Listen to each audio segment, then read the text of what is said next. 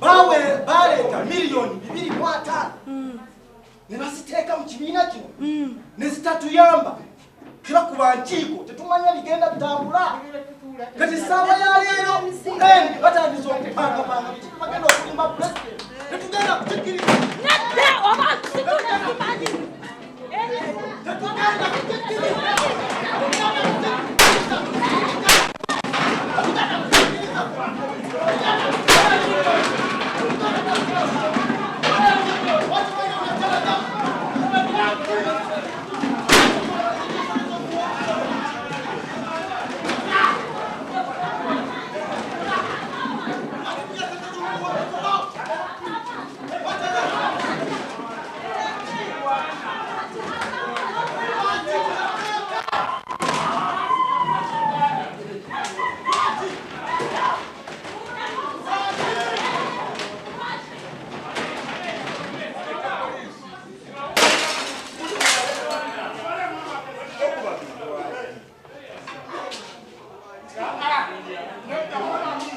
batugamba waneno mbutudduke tusasule 3,300 ez'okudduka binene bya yaliki Rubaga marathon mbutudduke na to run for clean water naye twadduka buli wamu na netwetolola ekyasingo tunyizanga newe tuwumulira tetwafunawo yadde nga tumaze osasula sente zaffe ne batugamba bagenda tuwa uniform na uniform ze batuwate twazirabako naye nga abasinga bampita Asadu Ekibuye.